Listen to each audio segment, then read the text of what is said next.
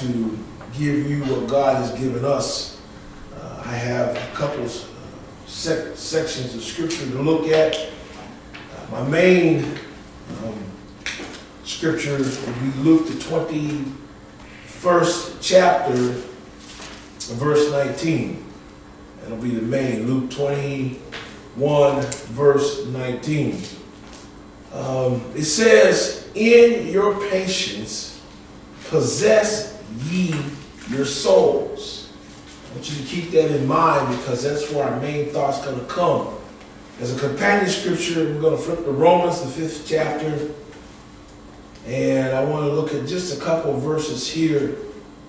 It says, Romans 5:1, "Therefore, being justified by faith, we have peace with God through our Lord Jesus Christ, by whom also we have access by faith unto this grace, wherein we stand and rejoice in hope of the glory of God.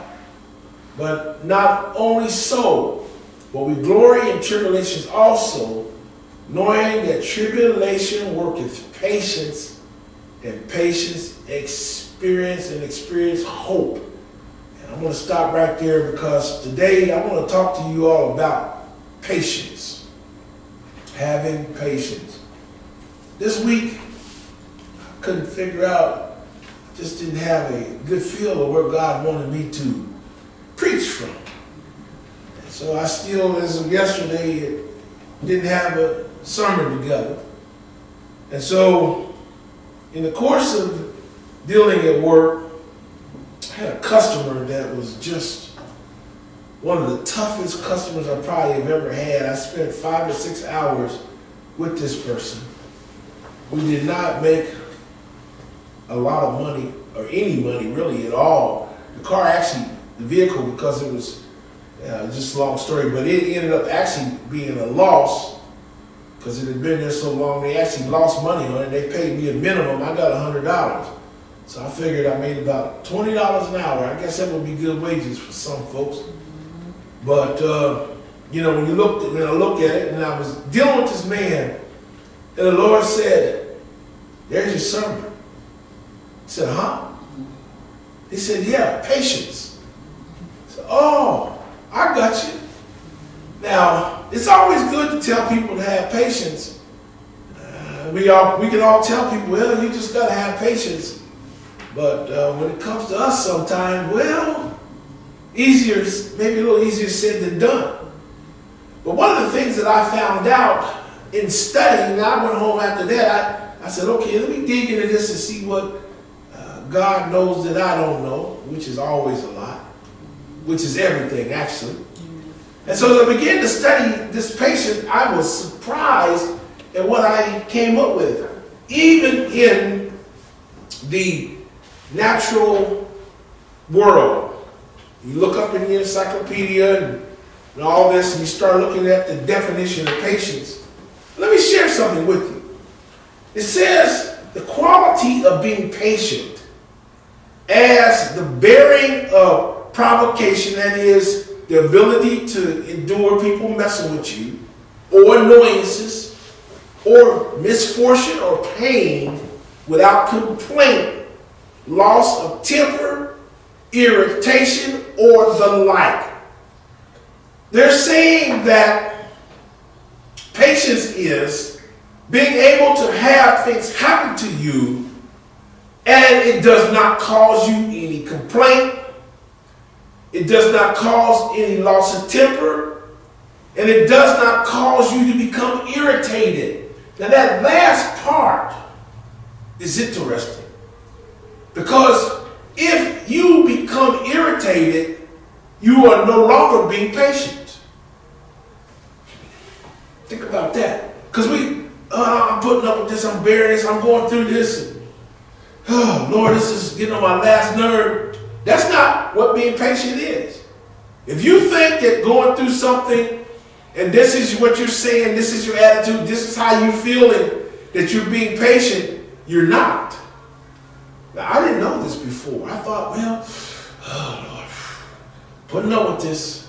Now, fortunately, my attitude yesterday wasn't like that. Because he kept saying, I know I'm irritated. I said, no, not really. Because as you remember, we read in the other scripture in Romans about how experience comes from tribulation and from patience.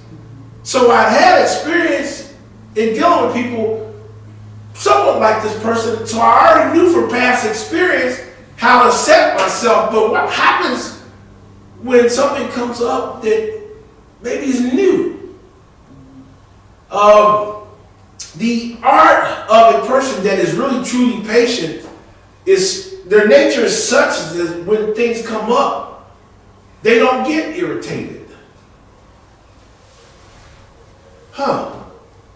Which is strong. You don't hear, I've never heard that taught, and I never really have looked into this word. I preached on patience several times before, many times, but never did I see and understand what God showed me in dealing with this. It is an ability or willingness to suppress restlessness or annoyance when confronted with delay. Yes, it is. It can be costly, Evangelist Taylor.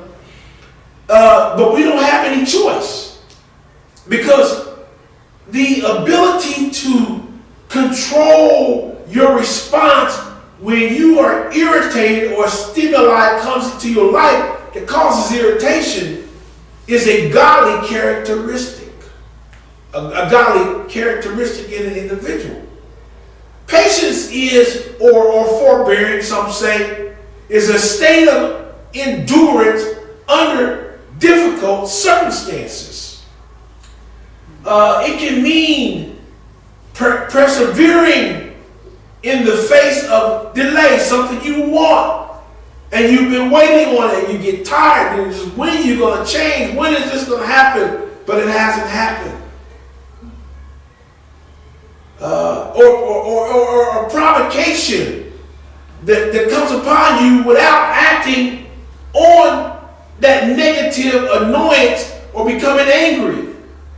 It's the ability not to become annoyed. True patience means you don't become annoyed. You don't become annoyed and then get patience. You have patience so you don't become annoyed. It's interesting. It is the act or ability to show or exhibit forbearance when you are under strain. Especially when you're dealing with long-term difficulties. People that are married, you have children, or people in your family. That can be a long-term trial or test. It may be something that will never go away. Paul talked about his thorn in his flesh. You know how God gave him grace that he might be able to bear it. So it's a character trait that one who is in Christ must develop. And it is actually, patience is actually a level of endurance that one has before they become negative. So if something happens, the period between what happens and when you become negative is the period where you have patience. Once you become negative, you no longer have patience. Amen. Now, I can say I never thought about that. Never thought about that. It's a godly, yes it is, Pastor, Sister Reed, it is a godly characteristic.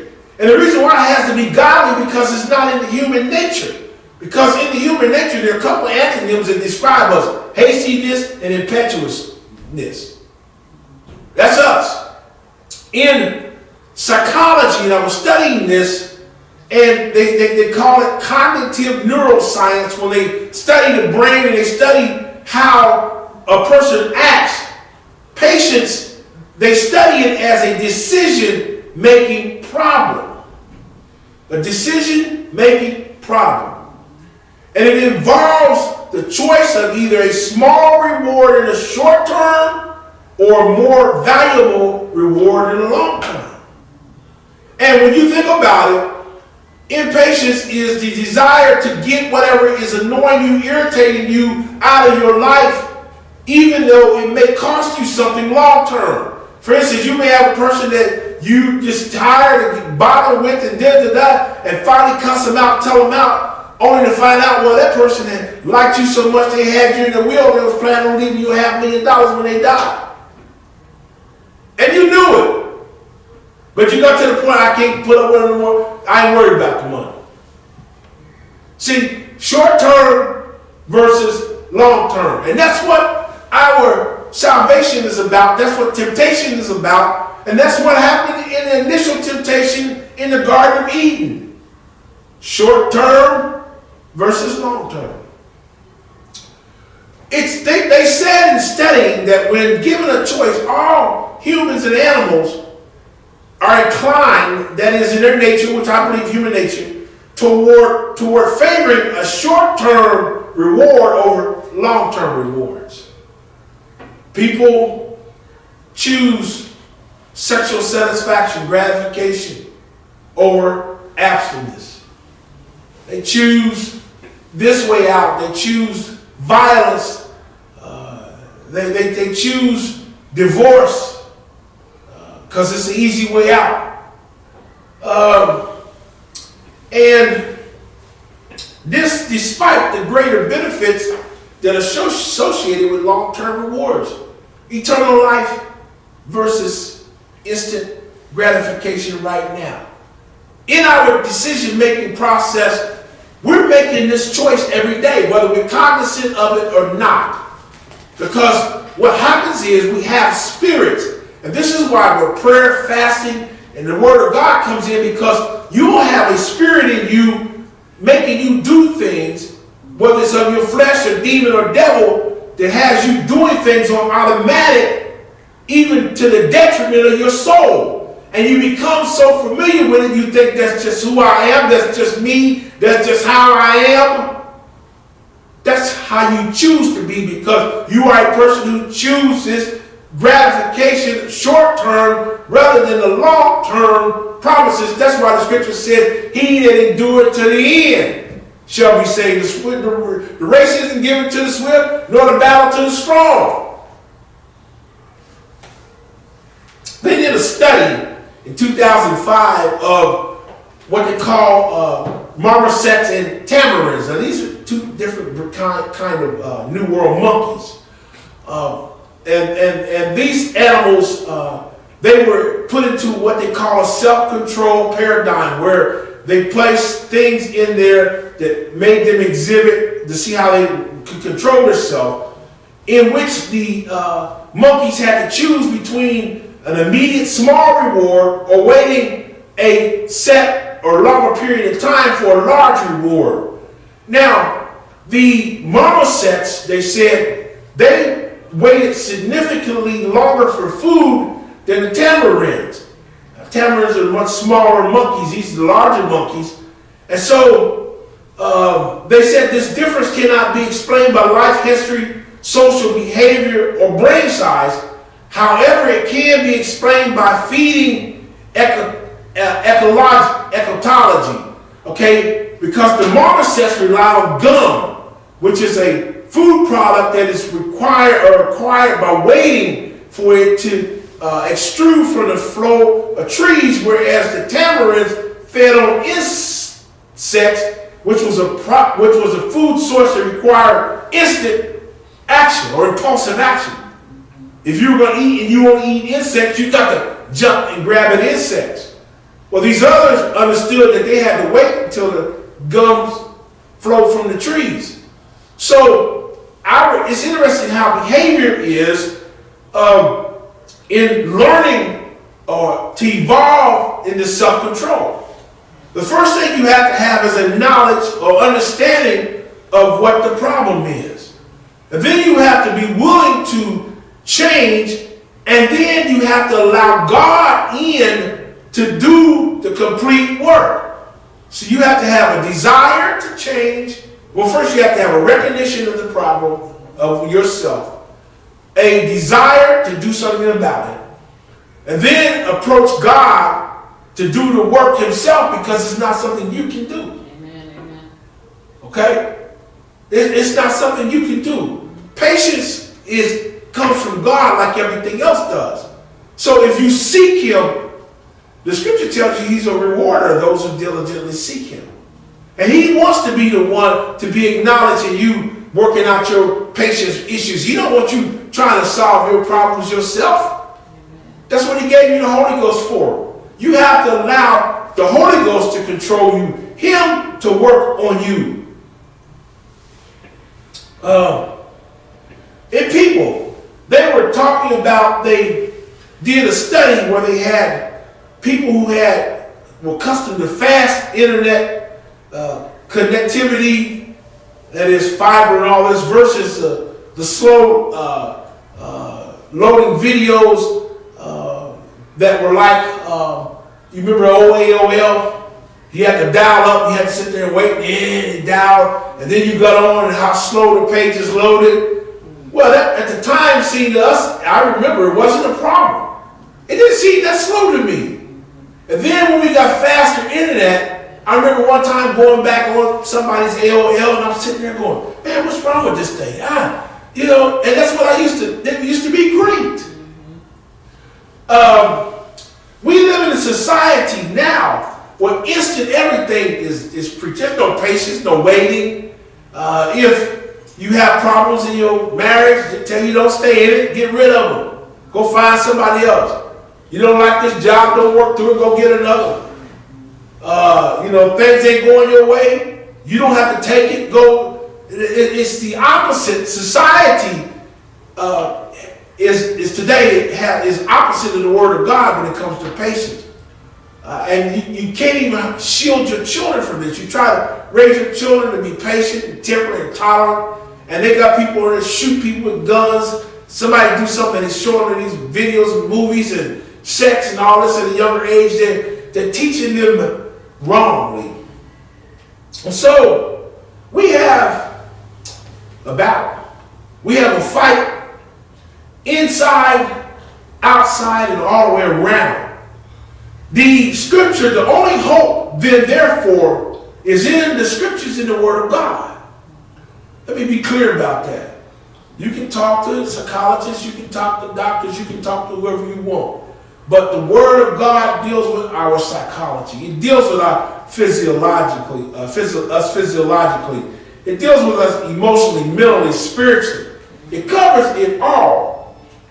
It gives us some examples, some clear examples of what to do so that when things come up, we aren't fooled. Jesus said, in your patience, possess ye your souls. Now, patience is so important that it is going to affect the ability of one to enter into heaven or not. Because he's talking about your soul. And that's clear. If you don't have patience, your soul is not in a good carrier. If your soul is in somebody that doesn't have patience, then your soul is at jeopardy. Our job is actually to protect our soul, not ourselves. This body now is given to us for the benefit to get us to heaven. But in your patience, this is how important patience is. And like I said, some of the stuff I didn't understand or see, but I get it. I see what God is saying. And so we get into then the book of Romans where I read from, and it says that therefore we're justified by faith. See, so if you have faith in God, you have patience. If you don't have patience, do you realize that that is the active demonstration? That's the manifestation of lack of faith. Now, if you haven't been taught, you're not responsible. But in teaching, you become responsible to understand that when we exhibit impatience, we're exhibiting unfaithfulness. And he says we have peace with God through our Lord Jesus Christ. So you can't, if you don't have faith or patience, you can't have peace with God. You're at war with God. When something happens in your life that God allows to come in and you have a problem with it, you think you're fighting against that problem. You think you're fighting against yourself. You think you're fighting against situations, but you're not. What you're fighting against is God's will for you. At that moment, at that time. Look what he did to Job. And we haven't been through that stuff. None of us have really been through all the things that Job went through. Okay? But when you look at God, he says in here, now we have access by faith. So if you don't have patience, you don't have faith, you no longer have access into grace. See, grace is the forgiveness. And see, everybody thinks that they're under grace. They automatically do everything, do what they want to do, say what they want to say, and they're under grace. We are all under grace. The sinner and the saint alike are under grace. But when you have access into it is another story. Okay? You might be in a cloud. Okay? Or under a cloud. Standing here on earth, we're all under a cloud. But we don't have access to the clouds. Now we are in a plane where we can get and go up in the clouds. Now we have access, we're up in the clouds. But the same way with grace. We're under grace. But you need to be able to have access to it. And then he says, wherein we stand. So if you don't have access to grace, you don't have nothing to stand on. And when something comes up, that's why you don't have patience, because you don't have nothing to stand on. Amen. Amen. And he says, rejoice in hope and glory of God. Now, to rejoice in tribulation, there are scriptures that speak to this act. But here's the problem. When tribulation comes, do you really rejoice? Well, I'm trying to be patient. No. If you're trying to be patient, you're not being patient. You don't have to try to be patient. You are either patient because you trust and have faith in God, or you don't. You might be better off saying, I'm trying to have faith in God, because I don't. That's the truth. Then if you say that, you may look at it differently and then can begin to fix the issue. It says, and not only so, but we glory in tribulation. And see, this is the crazy part. Glory in tribulation. Now, how does one have bad problems come into their life and they glory in them? We want them to go away. We don't want to. Anybody want to glory in cancer? No. Anybody want to glory in pain? Chronic pain? No. Anybody want to glory in blindness, not being able to see? Deaf, not being able to hear? Being a paraplegic, not able to walk? That's what he's saying. Nobody wants to do that. But Paul says, in the tribulations, see, now you get into the character, who you are as a character. Because when you have knowledge, it changes the situation. And what he says next is knowledge, knowing. See, I'm not cancer-ridden, and I don't know why. I'm not blind and can't see and don't know why. I'm not deaf and don't know why. I'm not paralyzed and don't know why. I can tell you why. Because God put this in me to work patience in me. His choice. Now, I got a problem with that. Most people are going to have a problem with that. They don't want to go through all that. They become discouraged. This condition is just, don't look like it's going nowhere. Y'all just keep me in prayer. Going through this, Lord knows I don't know what I'm going to do. I know the Lord's with me, but Lord, see, that's not glory. That's not glory. Glory is, God, I'm in this situation and I'm going to give you praise through it. Everybody that sees me, I am not going to let them see me complaining, because you have been too good to me. You gave me this life, you gave me this situation, And I am determined that I'm going to prove to the world that I can make it through this, and not just make it, but glory in it. What a mindset. What a mindset. This is true teaching of the scripture. This is what the Bible teaches, which goes against every fiber of the human nature. It goes against everything that is human. And that's the whole point, is to kill the human. Well, I'm a human person with spiritual body. Well, one of them is dead. Either the human's dead or the spirit's dead. Now, you keep telling me how human you are. It sounds like to me you're more alive as a human than you are as a spirit. The human part of you is your enemy. I don't want to recognize being human. I don't want no part of being human. Had enough of it. Being human is what causes all the problems we in today. I want to try to be spiritual. Forget what Henry had to say. I don't want to hear it. Because it ain't no good. Paul said in my flesh there was no good thing. Anything I tell myself is going to be for myself to have an advantage, and then try to make God in it and bless it. And then why would I listen to somebody like that?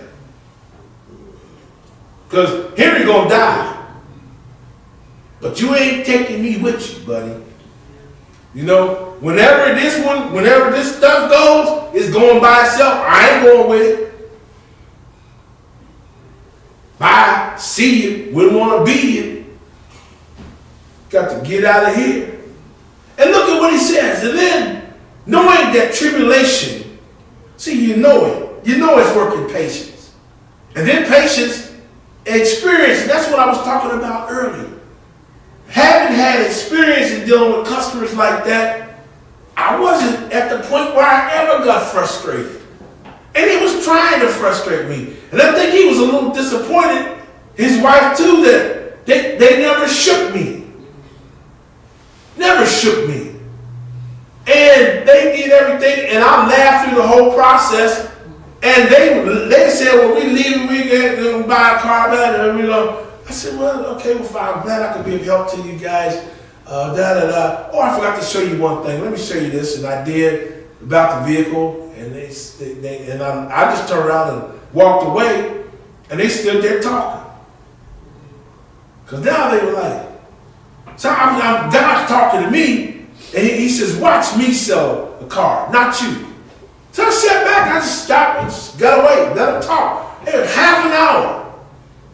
They finally come back in the door. Said, okay, here's what we'll do. Guys, this is a little worse than the first time. I know, but this is what we'll do.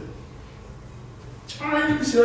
Listen, most people were frustrated by that. Because first of all, I ain't making no money. Not really. It's not about that. It's not, see, all the stuff come up in this is what's in it for me. How is this going to affect me? How is this dealing with me? Well, it's all in the mind. If you take it and make it negative, that's what I said in the beginning. If I made that experience negative, it would have been negative. It did not turn out negative. I did not feel tired. I did not feel frustrated. I didn't feel exhausted. They weren't getting on my nerves. Through the whole process. And it was difficult. It did not get on my nerves. And I told you, the Lord said, I've got a sermon for you, but you're going to live it before you preach it. I ain't going to have you stand up there tomorrow talking to folks about something you don't know nothing about. Amen. You're going to tell them to do it, you need to be able to do it. Amen. You need to be able to demonstrate it. And I'm not talking about fake, phony, put on a good act. No, I'm talking about real. Did I really change you, Essex, in this situation yesterday? You sure did. Now that was yesterday, Lord. I need more grace for today. It's day by day. Because what I did yesterday, I can't take laurels on today. Because I might not act that way this afternoon when I go into work. I think I will. But I hope God don't test me again like that. But this thing, see, when you get experience, now you get hope. Finally, you got hope. Well, when you don't have no hope, hope of what? How? What? Short-term or long-term benefit? My hope is based toward the long-term benefit of what I went through yesterday. Today, I'm standing here feeling like I'm somewhat saved. Because I didn't fail. And that's a good feeling to know I made it through a test, not just through it, but I went through it glorifying God. I went through it maintaining my true character, my godly character. And I didn't have to put up with me at all. See, that's what what does this come down to? I'm talking about the death of the flesh, the death of your character, the death of you as a person, who you are, so that the new man can rise up and walk in the newness of life. Hope maketh not ashamed. You don't have to stand and be ashamed because you said or did something you shouldn't have said. You don't have to go back and apologize for doing something you shouldn't have done. And also, knowing that one day you're going to stand before God, you don't have to stand there ashamed because you stand in hope. We are going to die. And the question becomes when. We don't know. And I think we had to get to a point where we began to say, you know what? Maybe I need to start looking at me a little differently. Galatians 6:9 says, and let us not be weary in well doing, for in due season we shall reap if we faint not. There is a long-term benefit toward being patient. Now you're not going to put, and he uses this because, reaping, because you don't go out there and plant corn today and go out and get you some corn on the cob tomorrow. You got to wait till the thing sprouts and then it grows, and then you got to fight the bugs off. You got to fertilize it. You got to make sure it has water. And you got to know when the right time, when it's ripe to pick it. And you don't get all that stuff by being impatient. He says, Romans 8:25 says, but if we hope for that we see not, then do we with patience wait for it. Now, if you know Christmas is coming, and somebody promised you something for Christmas, hug me, tell you, hey, baby, listen, come Christmas, I'm going to get you a fur coat. And you look at your calendar, it's January 2nd. Christmas just passed. Well, you could have got me one this year. You could have got me. It's not patience. You gotta wait. You don't get up looking at the calendar every day saying, well, 302 more days till I get my fur coat. $299, $278. No, you're going with your life. You do the things you got to do. And when Christmas comes, don't get all jacked, hyped up 2 weeks before Christmas, I'll get a fur coat.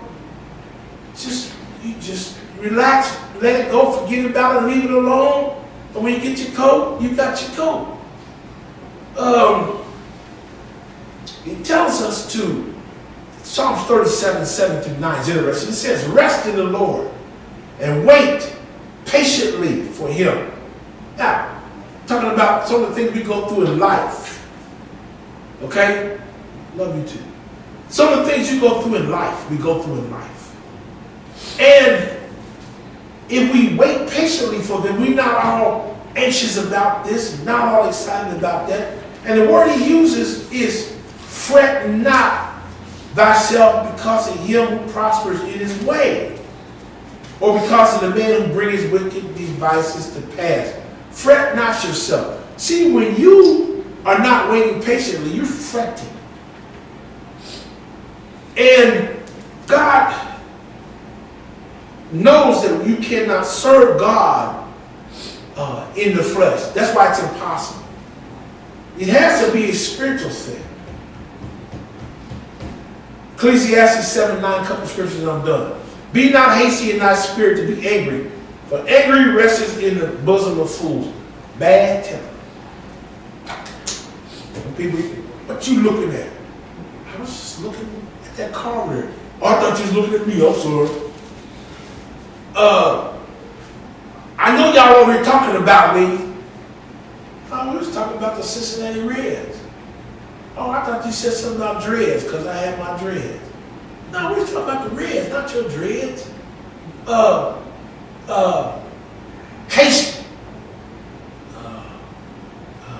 I just short temper. You ever work with somebody with a short temper? Man, can't say nothing to them because they take everything the wrong way. They blow up. They get mad easily. Corinthians nails it. It says, charity suffers long as kind. Charity envieth not. Charity vaunt not itself up and is not puffed up.